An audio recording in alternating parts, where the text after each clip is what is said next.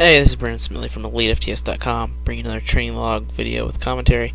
This is my squat and deadlift assistance work from Wednesday. Had to push training back a day as I traveled up to Purdue to help Purdue Barbell out with their initial call out for beginning of the semester, summer classes, and things of that nature.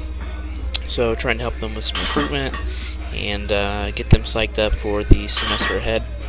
And we've got some big things coming for that group of guys and girls for this semester. So I'll try to keep that in my log and maybe some of these videos as much as I can throughout the semester. So as I push training back, still same usual stuff for this day for the most part. Speed squats, pausing the hole. Today's working weight was 235 against the light bands. Definitely could feel that I had driven a little bit the day prior. My hips were a little bit tight, but as the sets went on, they got better and better. But bar speed and everything still looked fine. So no big glaring issues here either. I could have paused some of the reps better, but for the most part, most of these reps looked really good.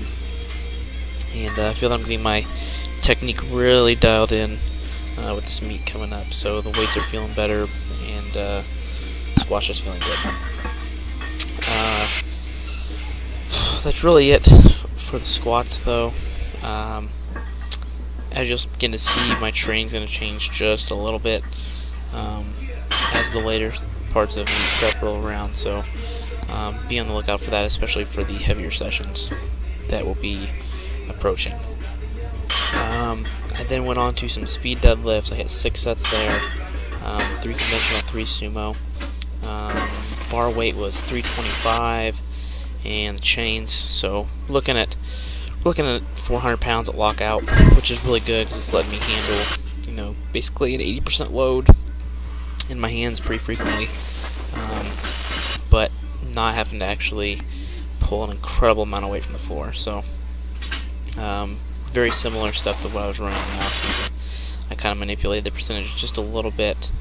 I found this has actually worked better, so I'm gonna run with this until meet prep time. And then I decided to refilm my accessory work.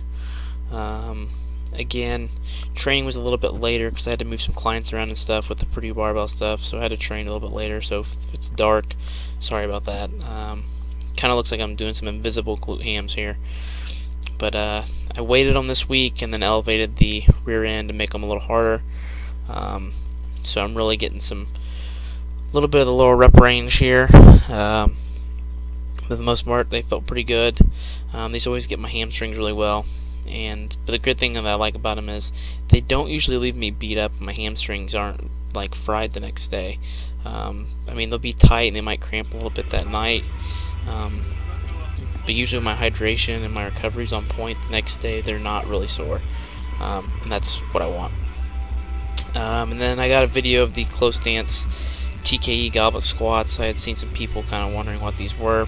So basically you take the mini band, put it on both your knees like a TKE, but then you basically do a goblet squat up and down, keeping your time under tension on your quads and really trying to extend your knees hard at the top. That's how you get the quad emphasis. So really good exercise if you don't have access to a leg extension machine, if you're trying to build your quads up and you don't want to front squat or heavy squat all the time. Just trying to get some extra volume in. And some abs, blast that through the pot, mixing around with the hand positions.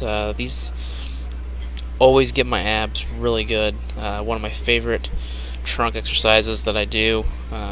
Really hard to replicate with almost anything else, but definitely a very good exercise for squat and deadlift, and keeping that trunk tight and those glutes squeezed. So, and then as you can see, that's pretty much it for the training session.